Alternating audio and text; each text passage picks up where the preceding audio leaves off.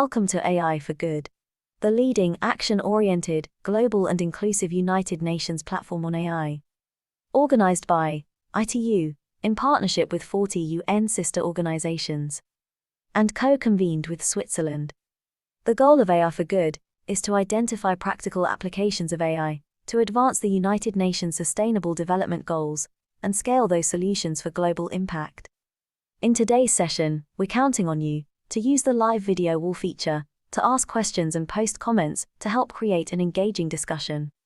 We encourage you to stay until the end to chat, connect, ask questions, and network with our distinguished panelists and world-class AI experts in the neural network. It is now time to kick off the session and welcome our first speaker. The floor is yours.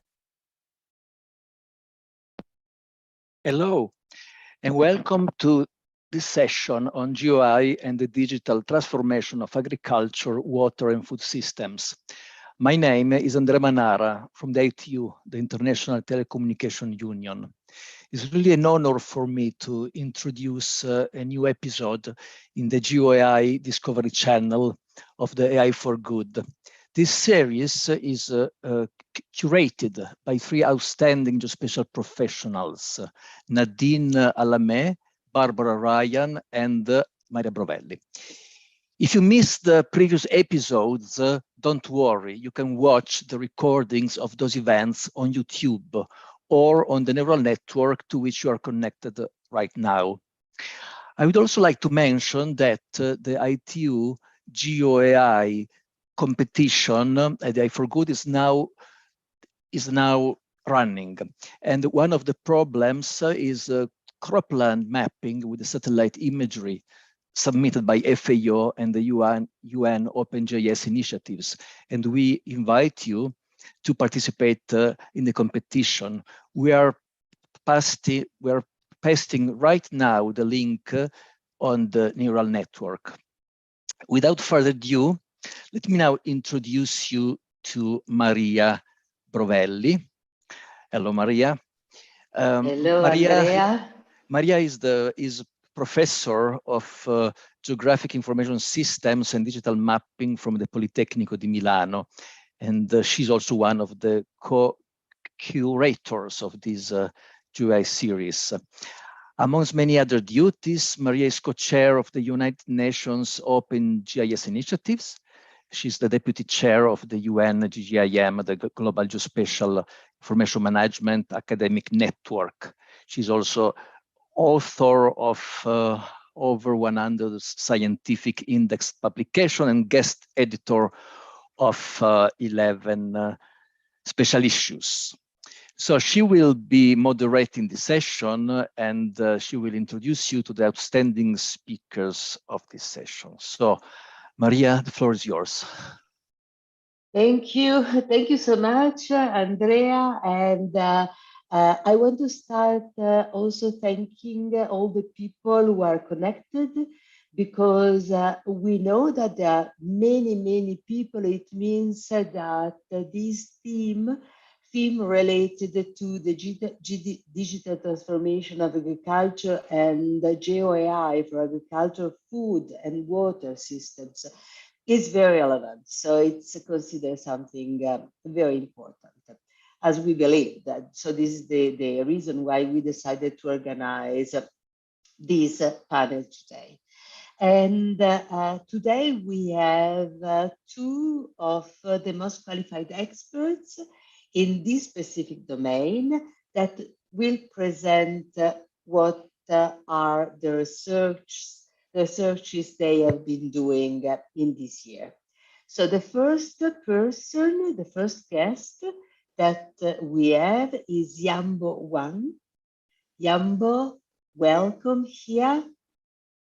And Yambo Wang is a research agriculture engineer of remote sensing, artificial intelligence, machine learning, and high-performance computing in the US Department of Agriculture, Agricultural Research Service, Genetics and Sustainable Agriculture Unit at the Mississippi State, Mississippi.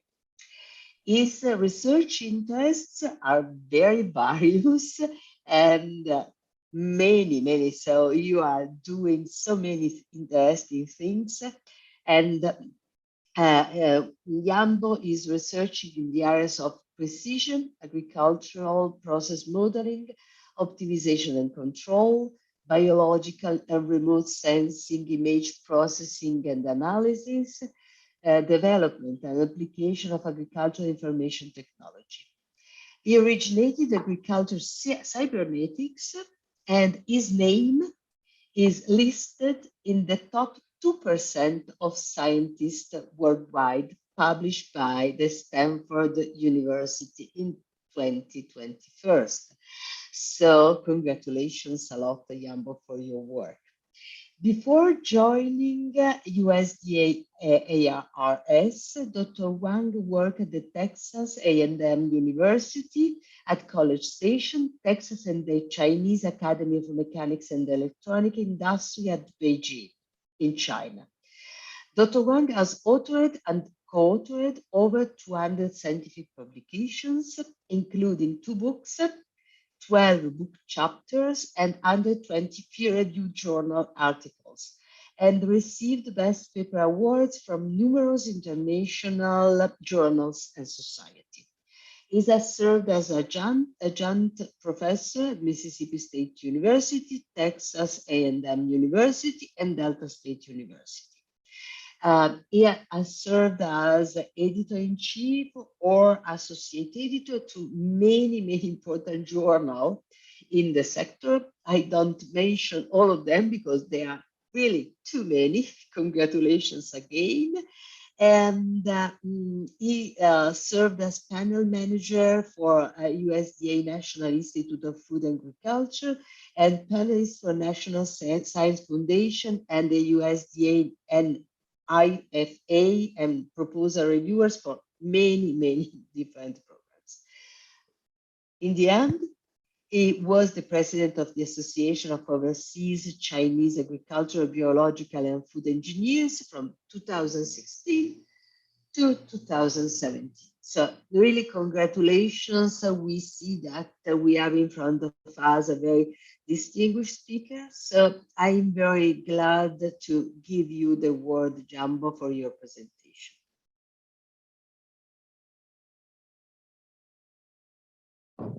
Hi, it's my turn, right? Okay, thank you, Maria. Thank you, the chair. And I'm glad to have the opportunity to be here to present our idea and our research activities on the artificial intelligence for the sustainable agricultural development. And my name is Yanbo Huang. I'm a research agriculture engineer at USDA ARS and the Genetic and Sustainable Agricultural Research Unit in Mississippi State, Mississippi. And for sustainable development, and the United Nations set up 17 goals. And the top 2 goals is no poverty, zero hunger. It's basically on the top to promote the sustainable agricultural development. For USDA ARS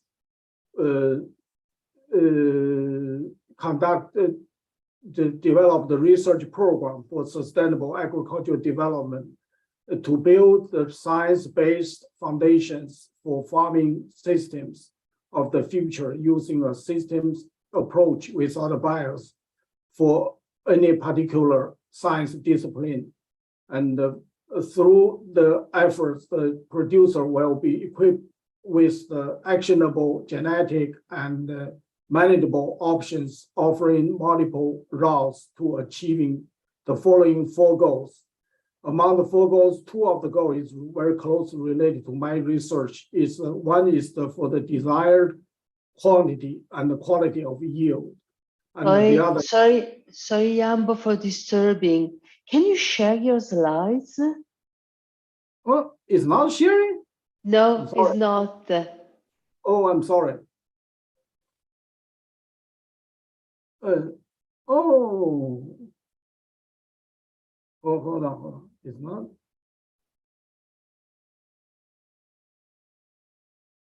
I'm sorry. Huh? Don't worry, don't worry. I'm sorry.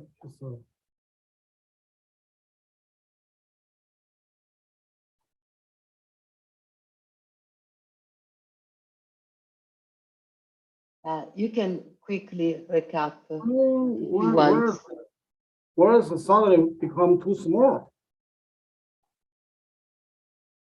You have to put in presentation mode, I believe.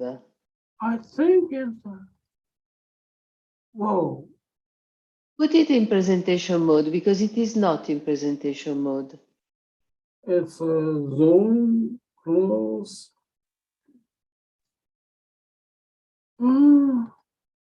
I can see that you're showing your screen, Yanbo, but as Maria was saying, yeah, you simply have to put it into presentation mode. But we can see your screen. Yeah. You can see my screen right now? Yes, definitely, can. but not in presentation mode. So you can try to put it. Yes, now it is. Fantastic. Thank you. It is, right? Okay. It's sharing right now, right? Yeah, it is shared and it is in presentation mode. Okay. It's okay, right? Yeah, it is okay. Yes. Okay. Yeah. Okay. Please go ahead. I don't want to repeat. As you please. If you want, we have a bit of time, so you can repeat. Yes, sure. Okay. I just talked about the United Nations, and the two of the goals is related to my research for USDA ARS. And then in USDA ARS for the sustainable agricultural system research and development. So we are organizing a transdisciplinary effort integrating the information and the technology. And also we need the technological advances, particularly in precision management, automation, and decision support tools for increasing production efficiency and enhancing environmental benefits. And specifically for our project, basically we are conducting the crop science study based on the formulation of the genetics times environment and times management for increasing the crop productivity and reducing yield gaps in sustainable cropping system to involve development of new agronomic practices and application of remote sensing technologies and the intelligent decision support tool. And for modernized agriculture, the technology is so many technology was developed and used to move forward. The very beginning is the agricultural machinery and the mechanization, and then the biological technology, and most related to us is the information technology. Is start from the precision agriculture, and then right now is move to the next generation as a smart agriculture, which is technology driven from data science, artificial intelligence, Internet of Things, and cybernetics and automation, and the overall and the digital agriculture has been developed and to complete the integration of the digital technology into the management and any other processes in the agriculture. This is a diagram, the relationship between the precision agriculture and the smart agriculture. It's I extracted from my book I published the last year. So this you can see the relationship the precision agriculture, smart agriculture, and all the supporting technology around them. And talking about artificial intelligence, so for agriculture, we don't talk about the theoretical AI, we talk about applied AI.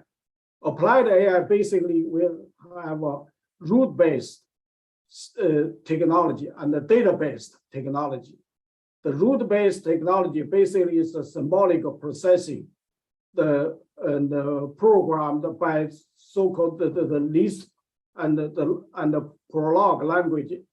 I think in the early back to 30 years ago is for the expert system is has been widely used in the agricultural area. Starting from 2010s and the database, the AI has been started to be popularized in the agricultural area, which is basically is a numerical processing. Basically it's a machine learning and the deep learning algorithms for all kinds of application in the agriculture. And we have to make clear that machine and the deep learning is not everything for AI. And deep learning is a part of machine learning. Machine learning is a part of artificial intelligence. And traditionally, originally, machine learning basically is 4 modules like input, data input, feature extraction, and classification modeling and output are implemented independently. And deep learning basically driven by the big amount of data and automate the process of the and integrate the process of feature extraction and classification and modeling for the output. And machine learning, deep learning, basically are neural networks. Neural networks are powerful functional approximator. Actually, in early in 1980, already mathematically proved, even for one layer, hidden layer, feed-forward neural network is a universal functional approximator. Neural network can account for non-linear relationship between the multiple input features and the target output without assumption the form of the relationship like a regular statistics. This is and also we concern the relationship between the artificial intelligence and automatic control. Automatic control are used for AI for process automation, and basically is a feedback closed loop feedback structure, and implemented for can be implemented by the intelligent agent scheme to deal with the environment in the implementation of the control system for coordination of overall goals with limited resources. This is the diagram extracted from my book also. And for AI application in agriculture basically has 3 aspects. One is for the intelligent process monitoring and control. One is for the intelligent machinery control, and the last is the agricultural robotics. This is the scheme we propose. So basically for the phenotyping, based on the phenotyping, crop phenotyping observation for the crop growth control. Basically, crop phenotype can be defined based on the formulation G times E and times M, and the formula we introduced before, and we can use the vegetation index to characterize the crop growth process, and we based on the curve we can generate the reference and measure the curve to configure the windowed control schemes to control the whole to regulate the whole process of the crop growth.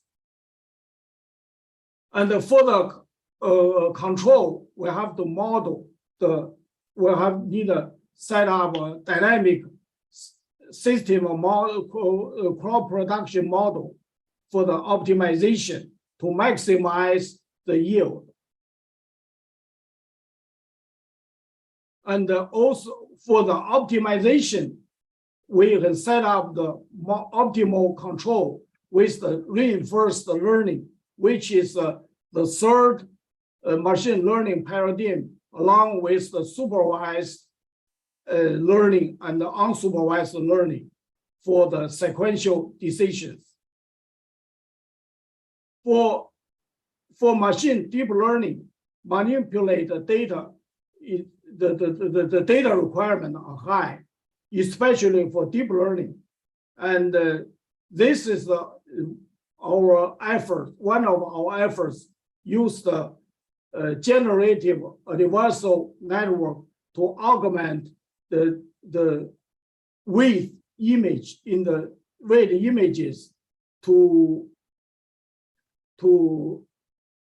enhance the classification of width in the performance.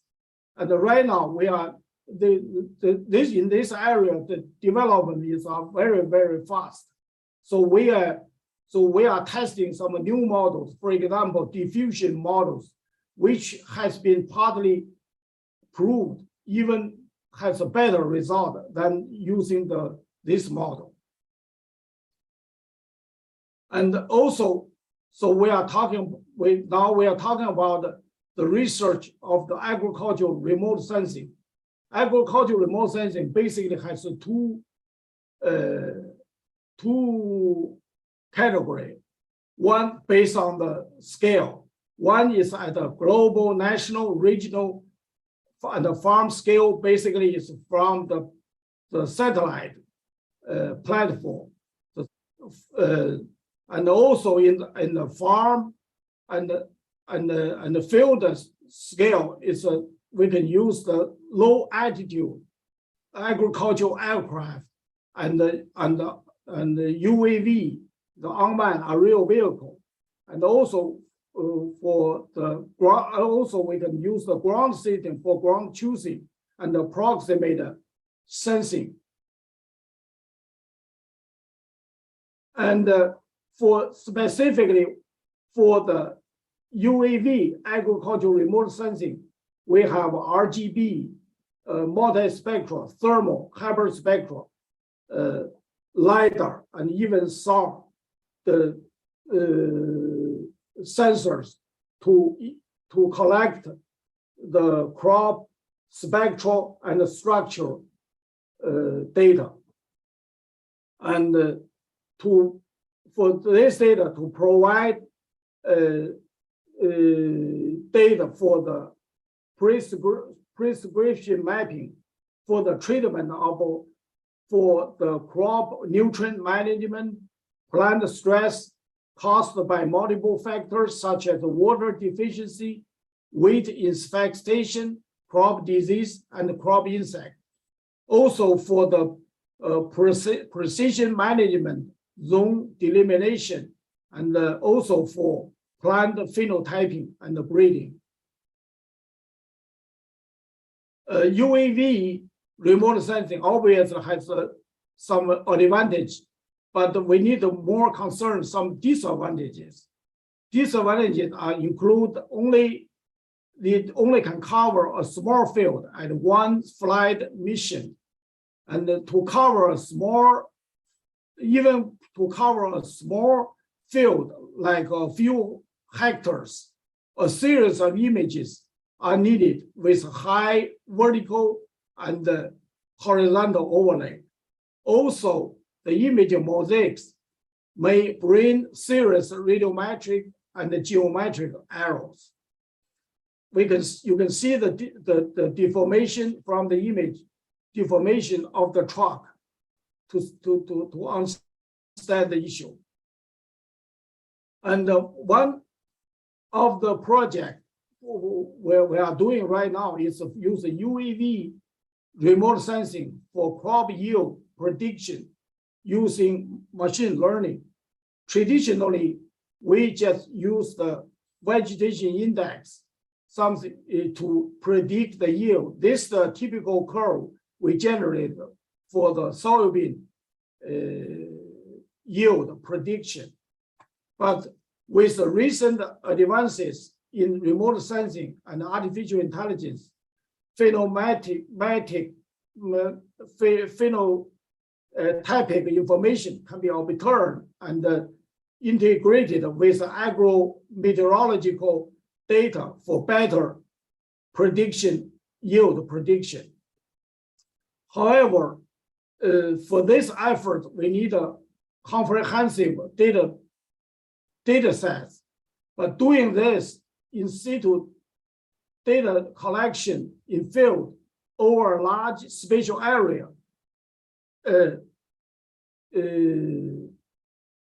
and over time, it is a challenge effort with a high financial and personal and time cost. So UAV-based remote sensing approach provide a good performance with a much faster, high resolution, comparably accurate observations. And we developed to use the deep learning algorithm for the yield prediction. But however, the deep learning based approaches are generally a black box without much interpretability. So explainable deep learning approach can be developed for high functional approximation performance and more reasoning on how a factor is affecting the result to make transparency to the black box. So another one is we are developing the AI-enabled multi-source remote sensing for crop monitoring, crop growth monitoring. We have a number of crop field in the area. I'm sorry. We have a number of experiment station. It's a farm, research farm in the area. So we use a satellite, aircraft, and a drone, the UAV to observe the fields, the area at different scale. So in this way, we can enhance the experiment study at different scale, all related to the GEM in conjunction, the formulation in conjunction with the in situ data collection to classify, detect, and model the variation of the land use and the land cover, field treatment, and ground truth measurement in soil, water, pest, nutrition, and any other things we concern. Now let's talk about the agricultural big data. Agricultural big data includes biological big data, also remote sensing big data. Remote sensing big data is what we are working right now. For remote sensing big data management, right now, there's two ways to manage it. One is both ways are generate the data cube. One way is use the stacking through the time, and the other is stacking through the based on the resolution, and this is what we developed a layered and a leveled remote sensing data blocking to develop one image to one big image into a tiles for consistent management and the processing.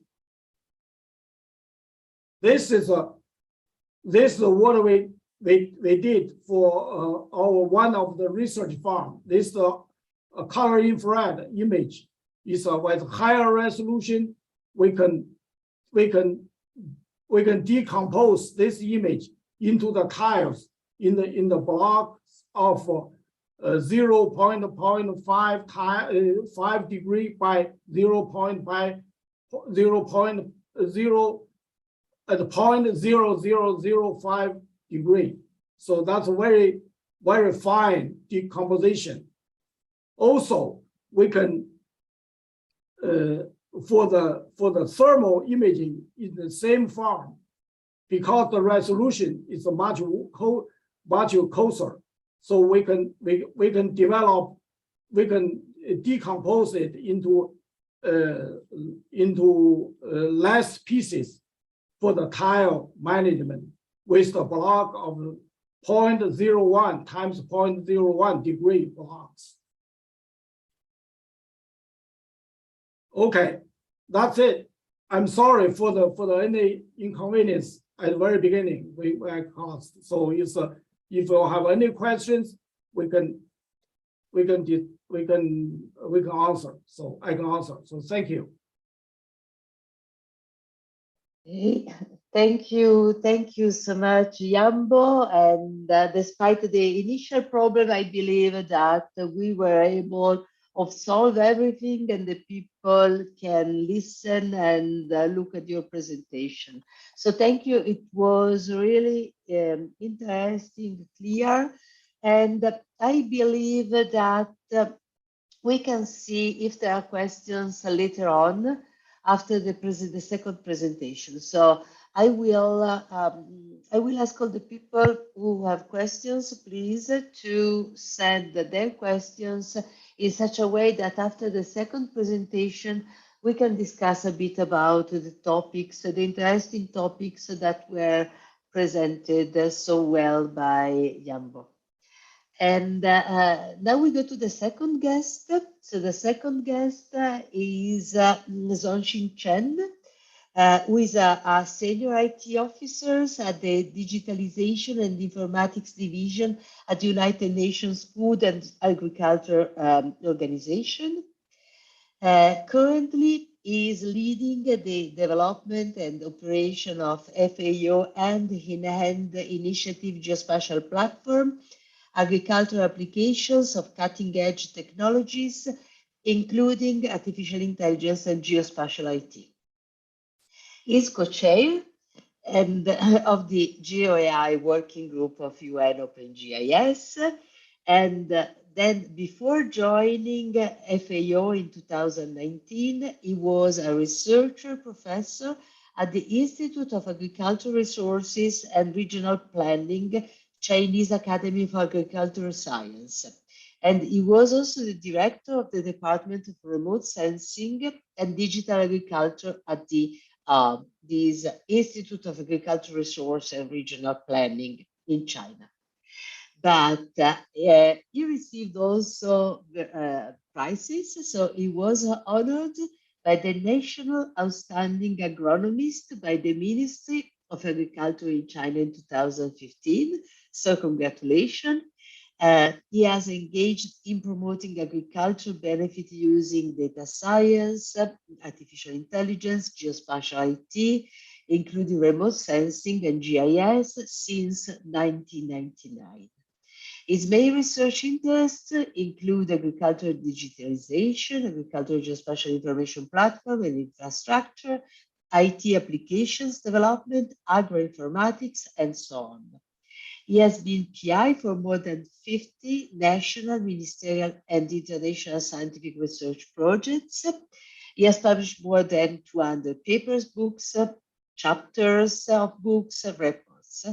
He has been honored in 3 National Science and Technology Advance Awards from the Chinese government in 2012, 2013, 2016, and 1 Newton Prize for the UK government in 2019. So congratulations again. Since 2019, he has been leader of the agroinformatics unit in the FAO Digitalization Informatics Division, and he was also awarded as one of the best 100 staff in 2020 by FAO. So thank you so much for being here, Sonshin. Also, your bio is very impressive, and we are looking forward to learning something from you. Okay, so the floor is yours, Sonshin. Thank you very much, Maria, for your good words. Good afternoon, good evening, good morning, colleagues and friends. It is my pleasure here to present GeoAI for agrifood system digital transformation. I'm Zhongxin Chen, Senior IT Officer of FAO. Just now, Professor Huang presented the research frontier of AI and GeoAI application in agriculture production, and I will talk about GeoAI application in operation, in management and decision making in agri-food system. This is an outline for my talk. First, I will say a few words about FAO agri-food system and GeoAI. Then we will discuss about the key problem we are facing in applying GeoAI in agri-food system digital transformation. Then I will introduce 3 platforms and systems in FAO using geospatial and AI. And finally, some closing remarks. FAO, Food and Agriculture Organization of United Nations, is the first and the largest UN specialized organization. FAO has offices in more than 130 countries, member countries and regions. We have projects in majority of member countries. And FAO is an international knowledge agency engaging zero hunger and no poverty. FAO have extensive fields in agriculture and food, including crop, animal, forestry, food, natural resources, environment, pest diseases, economy, emergency, and so on. So we work a lot, all the sub-disciplines of agriculture. So geospatial and AI is extensively engaged. In the strategic framework of FAO 2022 to 2031, so we have the priority for the 4 battles to fight poverty and hunger. So this is better production, better nutrition, better environment, and better life. To support these 4 battles, we have 4 accelerators, including technology, innovation, data, and complements. You can see these 4 accelerators, we need strong support from IT, including geospatial and AI. We already prioritize 20 program priority areas, including 1 dedicated to digital agriculture. And when we address food security in the past, we mainly focus on agricultural system, so mainly for food production, but this is not adequate. So that's why we focus on agri-food system. For agri-food system, include the primary production of food and non-food agricultural products. So as well, the food storage, aggregation, post-harvest handling, transportation, processing, distribution, marketing, disposal, and the consumption. Within the food system, including all the food products that from crop, livestock, fishery, forestry, and aquaculture, and also from other sources such as synthetic biology that are intended for human consumption. And also in agriculture systems, there the part is for non-food, for fiber, for wood, and so on. So from this picture, you can see agri-food system is much larger than agricultural production. So it is useful for food security. So agri-food system is not only for rural area, but it also includes city and urban area with the strong supply chains. So agri-food system is much larger than any manufacturing industries in the world, including the developed economies like Europe. So, for example, for machinery, for the supply of for transportation, and so on. So that's something really big we can. This is a very good example to show how this extreme events can impact food security through the inside agri-food system. For example, the COVID-19, in fact, the supply of the commodities and the transportation was blocked, and the farmers' access to market is limited, and also the shortage of labor, certainly. So it is really put through the supply chains, put food security at risk. Agriculture, like other systems, agri-food system is undergoing a digital transformation. During this transformation, because the nature of agri-food system and agriculture, geospatial and AI is highly demanding. So what's GeoAI? So I think you're right. There are a lot of definitions for that. By all understanding, GeoAI combines more methods in geospatial technology, including GIS, remote sensing, location-based technology and services, artificial intelligence, data mining, and high-performance computing to extract meaningful knowledge and information from spatial big data for analysis, simulation, prediction, and decision-making.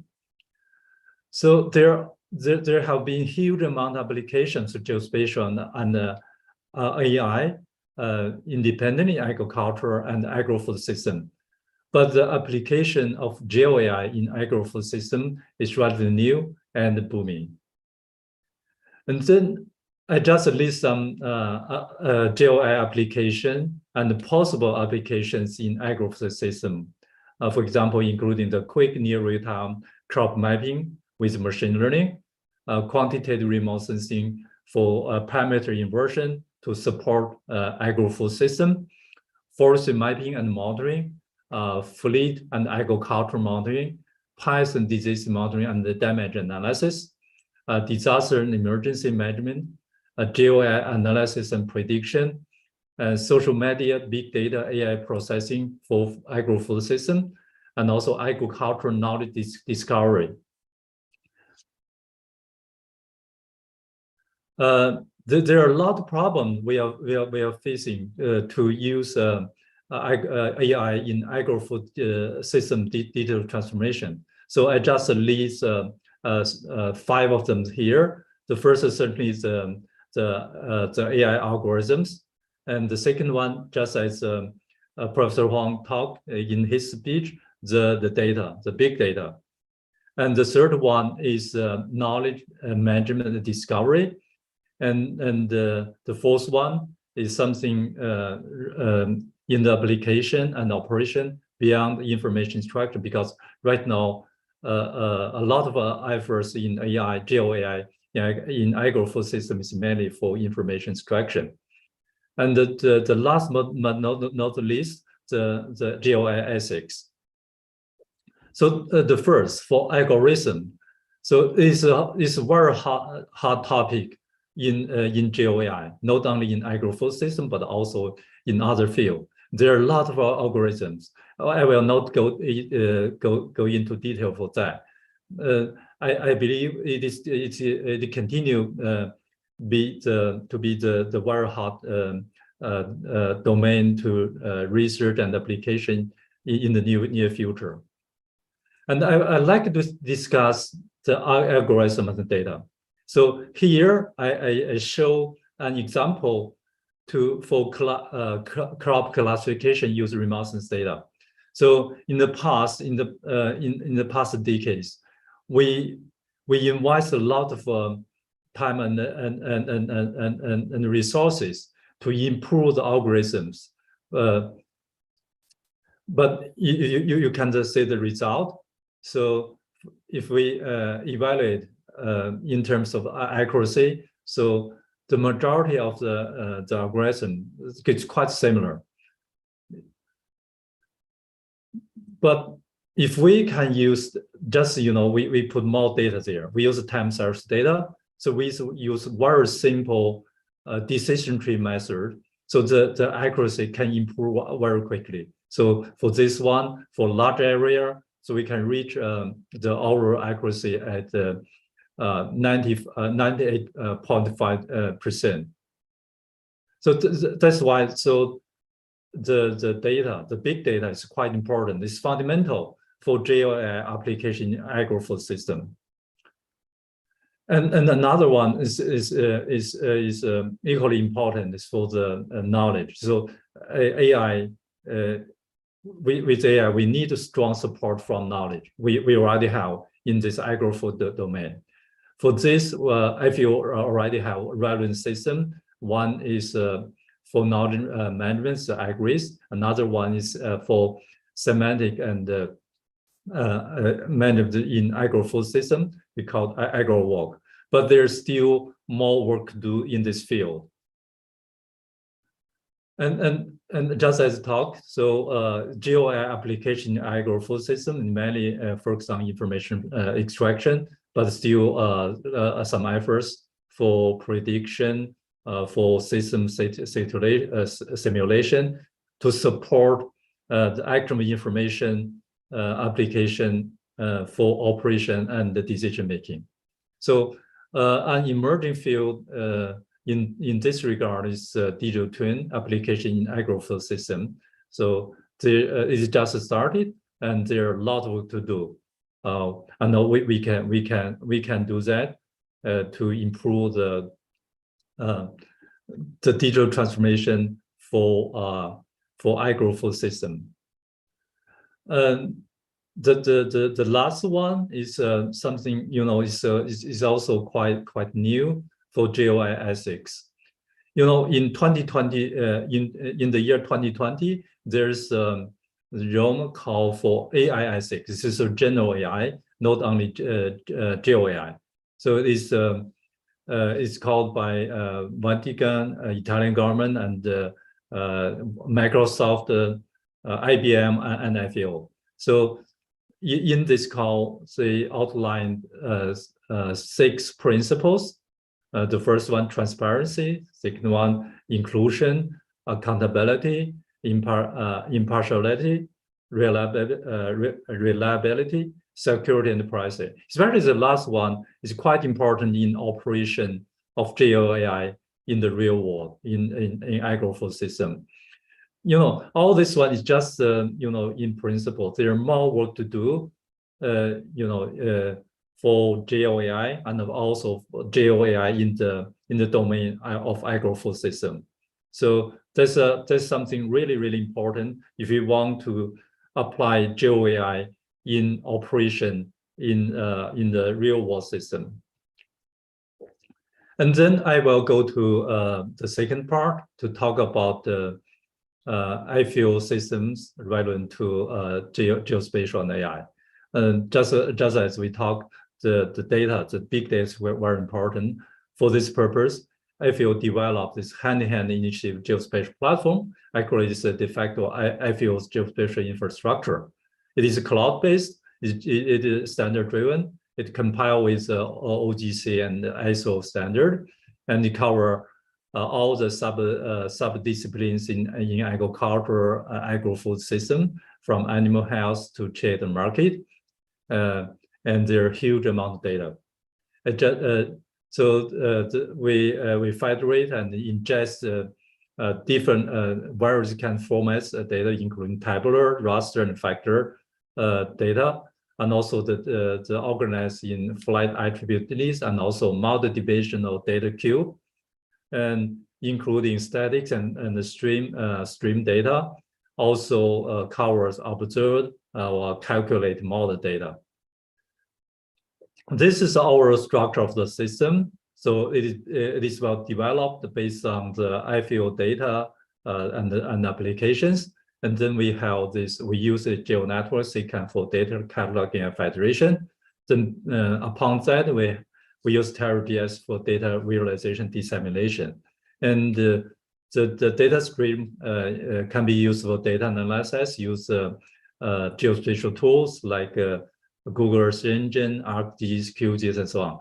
And then image processing, knowledge discovery, you use, so GeoAI was used there. And also in combination with domain knowledge, with health analytic tools. So also GeoAI will be extensively used.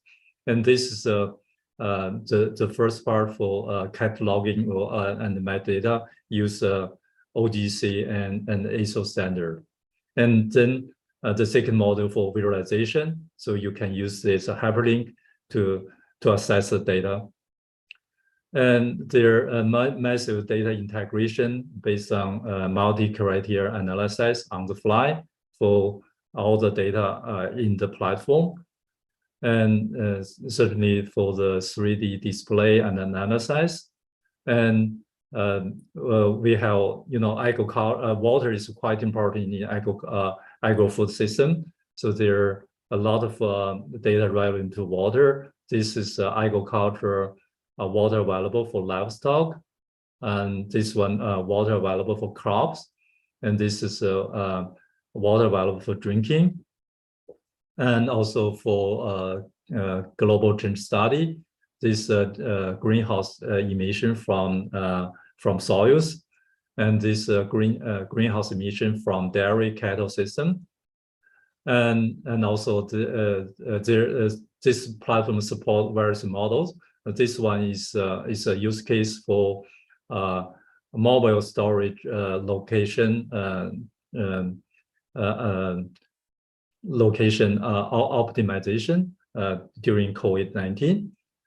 And there's some ad hoc tool to facilitate the data analysis. This is for zonal statistics. And there's a part there's a channel for essential agricultural mass and data products to archive and share the data to support agri-food system applications. Right now we have land cover, crop technology, and evapotranspiration. So more and more data sets will be added here. So some of the data we use GeoAI for the process. And the second one is a water productivity open data portal. So we use open available remote data to generate biomass, evapotranspiration, and then to calculate water productivity and water accounting. And with this system, we share the information with different level users and also include the farmer in the field to improve the productivity of and also water use efficiency. and this the model behind the platform for calculation of water requirement. And this we have the mobile apps to serve the farmer in the field with the system. The third one is use social media big data for sentimental analysis to support food price and also some crisis. So this one use big data semantic analysis supported by AI. And this one is this platform. This one specifically is to use COVID impact on food insecurity and supply of specific commodities in the world. So this system can automatically update our day. So there's a link you can access the same, have a look. And we also use GeoAI to set up the database for food loss and waste. So the methodology we use through a natural language processing from social media. And finally, the closing remarks. Based on our discussion, we can say that GeoAI has extensive application in agri-food system, and still GeoAI application in this area is still in early stage, but is promising. Besides AI algorithms, so interoperable big data is important for GeoAI application in agri-food system digital transformation. So GeoAI ethics is still demanding more efforts if we really want to put the system into operation. That's all for my presentation. But before I close this, I want to use this platform to promote activity hosted by UN OpenGS, working together with ITU and Polytechnic Milano and also FAO. So we have this GeoAI challenge. This will be series one. This is the first one for this. This one is a cropland mapping. So after we analyze the existing the globe map, we found there a lot of inconsistency for cropland in some area. Based on that, so we developed the this GeoAI challenge. So there's the link. You can have more information there. So the first submission deadline it was the end of this month, but because some participants reflect that the time is quite limited, so we just discussed with the organizers. We will extend the deadline for 2 weeks.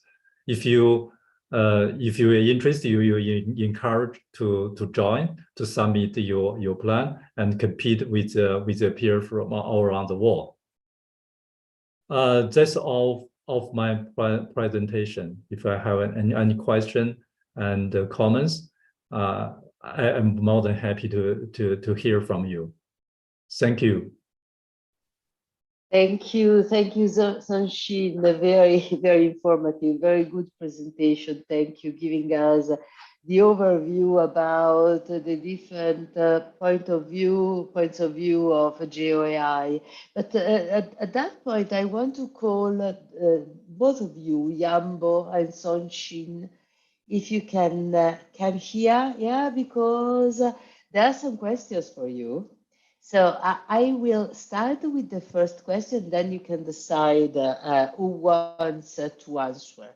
So there is a question by Alev Mine, is how financially accessible are these solutions and other AI solutions for agriculture for developing countries and small farmers? I don't know who wants. Who of you wants? It's a difficult question. It's a difficult question, but really important. So it is true. The research, we are doing a lot of research, but are they accessible really now? So if you reason in another way, we have to feed 1 billion people in the world, and we have to provide water to 1 billion people in the world. How much is the effect of this new technology? So we are we are not so ahead with respect to that. In the research, yes, but in the application, probably not. But yeah, I want to see, Sunshine, you want to answer. Yeah. Thank you, Maria. Thank you for the questions. These were really good questions. So actually, this is it's quite relevant to I feel is engaged in doing for the digital transformation of agriculture and agri-food system. Especially this, the developing country, especially is the critical region for us to for the food security. And actually, AI can be GeoAI can be a good instrument for these regions to make a leapfrog. With supporting of cloud computing with this kind of resources. We in the presentation I talk. We should provide actual information to the farmers, to the end users. So in the past, when we talk about geospatial, we really talk about very beautiful imageries and also very beautiful maps. But in some sense, this one is not quite useful to the farmers in the field. So with the help of GeoAI, we can condense the data to information and then to knowledge, to actionable information, and they can use in the field. So I have visited in Africa. So actually, we don't need very high-speed internet connection. If we just support, we know the location of the farm of the farmer, so we can provide them.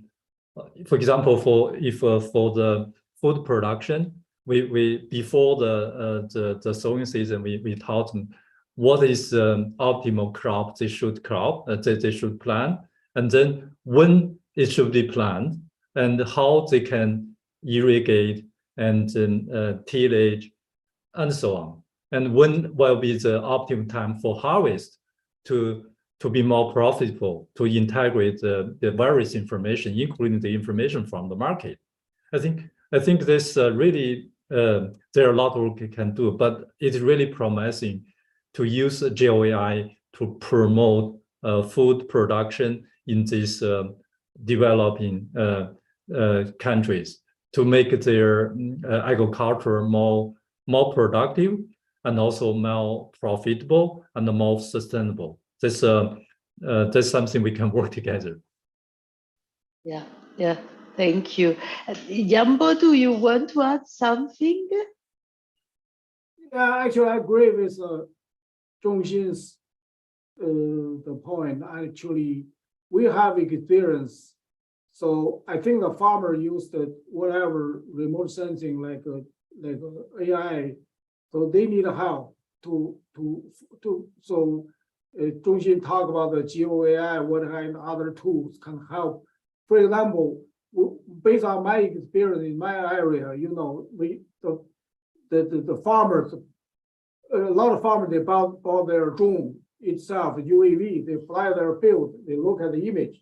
They don't know what that means, how to integrate it. So we have to help them. So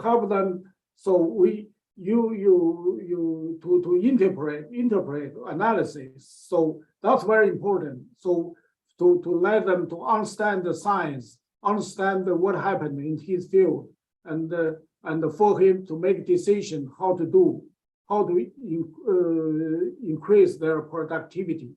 So that's very important. So it's not just the technology. Okay, we have technology, so many technology, so fancy and everything. So actually, a lot of time they like it, but they don't know. They need help to understand it actually. So so that's very important. So yeah. So probably we can summarize in this way that from one side, we need to create services provided by organization, like for instance, I mentioned something which is not related only to agriculture, like for instance, the Copernicus initiative, providing services that can be reused in many different domains, and also in this domain of food and water and agriculture, or other services provided by the FAO, obviously, which are more specific for this specific sector. Meanwhile, we need to improve the capacity, so to really make stronger the capacity building we are offering to the people.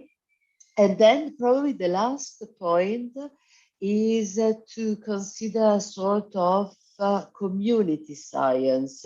So citizen science, not only for collecting the data, but say as community science in the sense that researchers working on cybernetics, agriculture, and so on, they can be in contact with the farmers, and being in contact, they can work together, deciding what are the researches, what are the most important researches to do, and so on and so on. So, yeah, probably we have to consider all these aspects, and obviously the machine learning and artificial intelligence can help. It's a tool. It's another tool, as a matter of fact, that we can use. So I agree completely with you. Thank you for your answer. But we have another question now. The other question is more specific. How do you make the difference between dairy cattle and other animals, including humans? This is something for you that are expert in this field. I can't hear clearly. What is it? How do you make the difference between dairy cattle and other animals, including humans? Probably this refers to something that was in one of your slides on Shin when you mentioned cattle. That's a very good question. You know, there is some research on that. I just read the paper last week. You know, like the face recognition with AI algorithm. Actually, they use the same algorithm to recognize different cattle, not the cattle and human. With this technology, they can put a E tag on the cattle. That's something quite useful. I showed that picture for digital twin.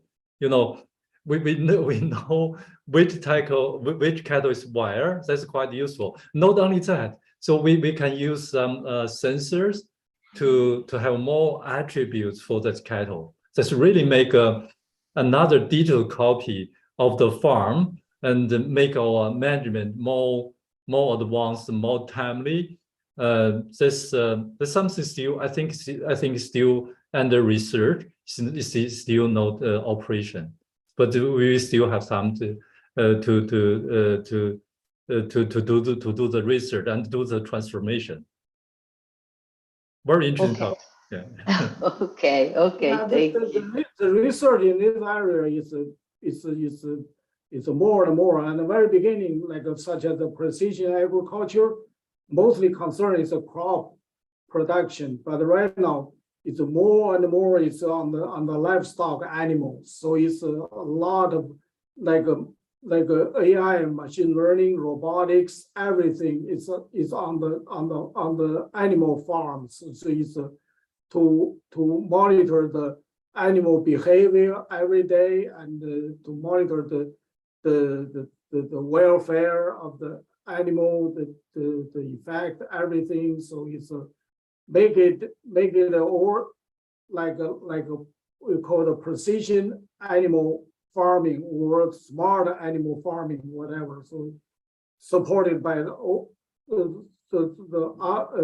state of the art of the technology, everything. So yeah, so right now I know it's in that community, they started to organize annually a lot of meetings in different parts of the world on this topic. So yeah, it's more and more. So yeah, before mostly on crops, right now it's on animal livestock. So it's just so Zhongxin talk about. So yeah.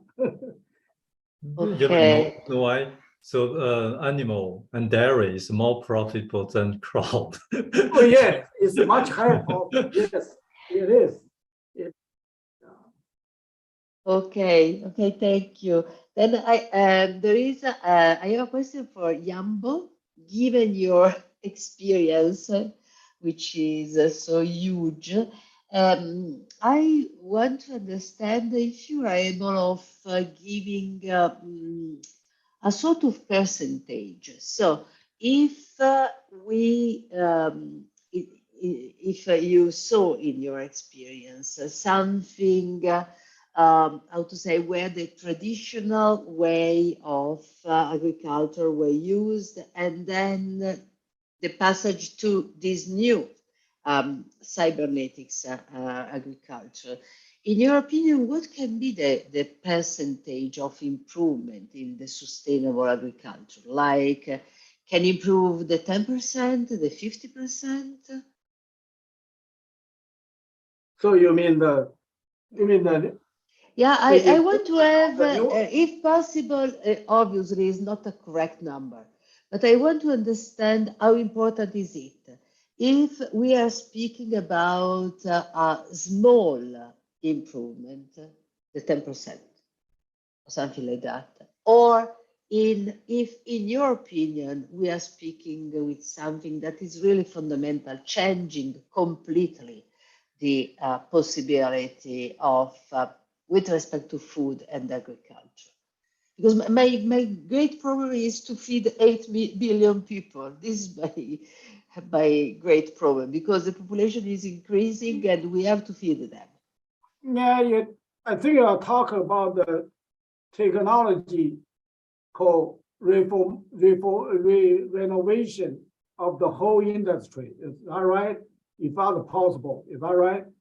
So my experience is, for example, we talk about so many years of precision agriculture, for example. But right now, how many farmers really adopt precision agriculture strategy in their practice? It's very limited still. But more and more. So we have right now we have AI, we have all kinds of computerized electronic technology support. It's more and more can let you make a decision based on the information or so-called site-specific information that would help to renovate the practice. For example, like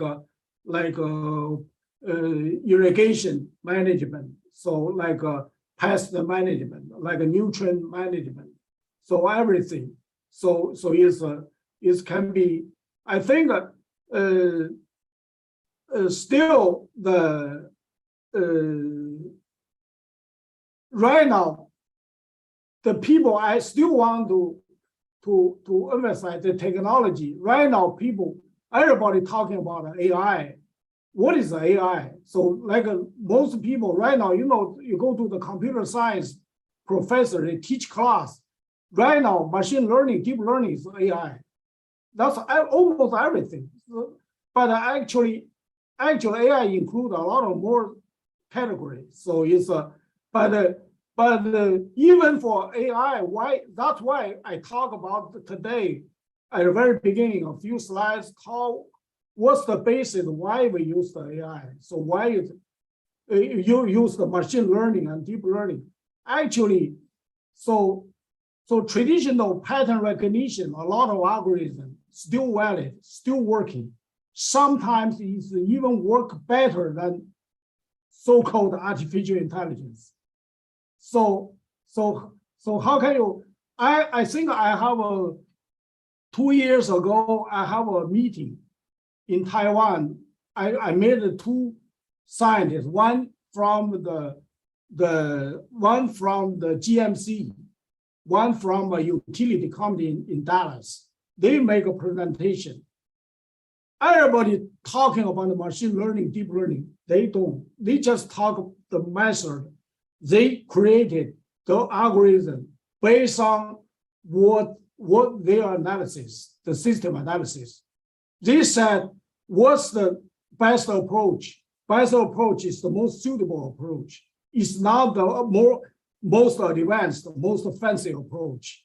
So right now we in academia, the aspect.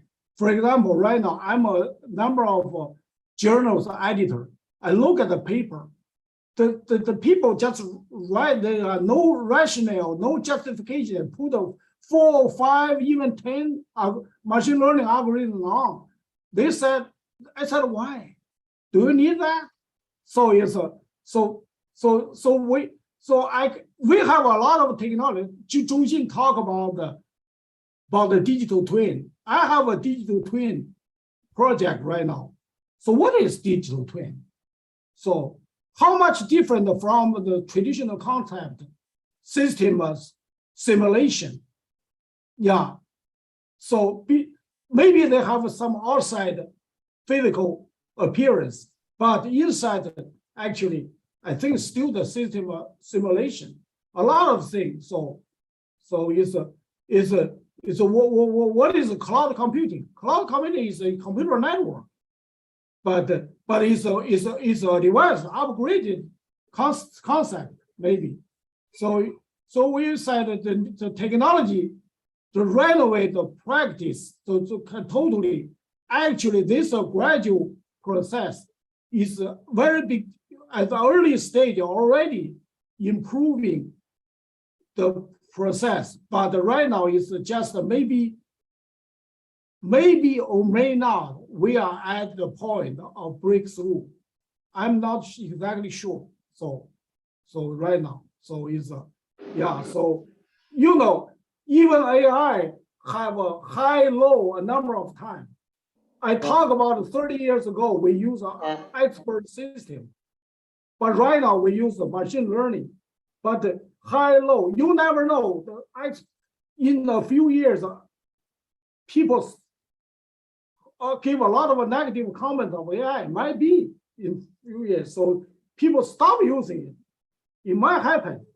So you never know. So right now, because of so many people working on AI, so that's why AI developed so fast, and the algorithm, new algorithm coming, not every day, every week, even every month, new algorithms, so many new algorithms.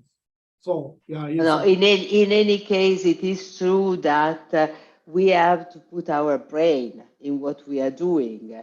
Because if we believe that artificial intelligence is human stupidity, this doesn't help, as a matter of fact. Yeah. So in any case, and there are also the traditional statistics methods that were good. We don't have to say we never use them anymore, because it could be that they perform better than some machine learning methods. Yeah.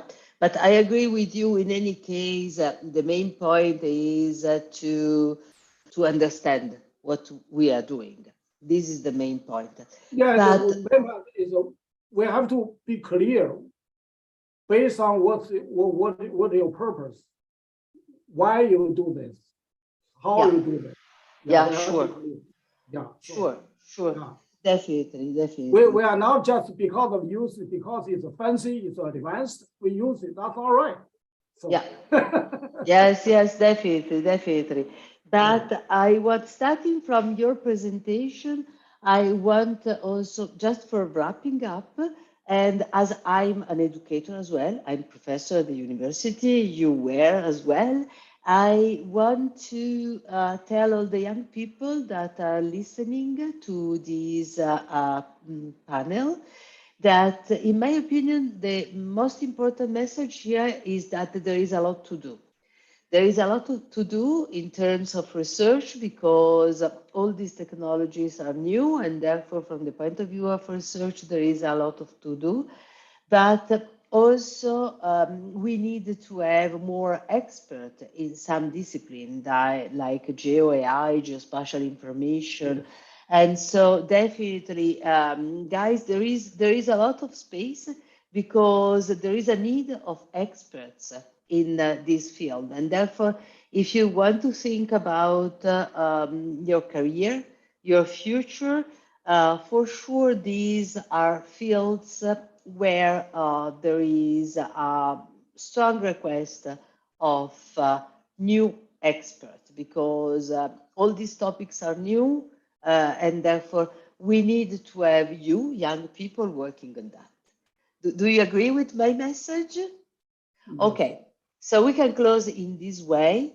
Thank you so much for being here, for teaching us so many things related to this so important sector like food and water and agriculture. And I want to thank again all our audience. And I recall you that the video will be available then in YouTube. Okay, thank you everyone. Have a good day, night, morning, afternoon. Ciao. Thank you very much. I thank you very much. I thank you very much, Maria, and thank also Jean and Yambo for these really very interesting presentations. And as ITU, I also want to thank all the participants for the points which were raised and for the engaging discussions. I want to remind again the audience also of this GeoAI competition in Day for Good, where everyone with the knowledge of machine learning can really participate to solve problems in the geospatial domain and also win prizes. In addition to the crop mapping that was mentioned by Sojin, we have also a competition on school mapping and another on location mention recognition from social media. We can also give some more details in the neural network afterwards if you are interested. Before giving back the floor to Anna, I wish to inform you also that next event on the GeoAI Discovery channel, always moderated by Maria, is scheduled for November 21st and will be on machine learning supporting ecology. Will be a presentation by Professor Davis Tuya from the École Polytechnique Fédérale de Lausanne. And all again, recordings of all GeoAI previous events are available on YouTube, but also on the neural network to which you are connected right now. I thank you all again for your participation. I hope you will be interested in getting involved in the GeoAI competition in future GeoAI episodes. And with this, let me give back the floor to Anna, and I'll see you in the neural network.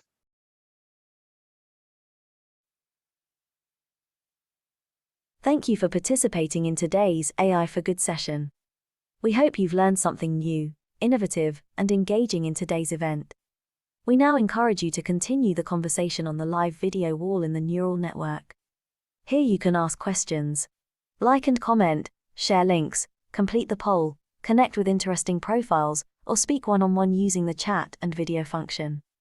After the networking session, we invite you to explore the lobby, try the smart matching quiz, visit the virtual exhibits, poster boards, the e-shop, and build your personalized AI for Good program. Let's shape the future of AI for Good.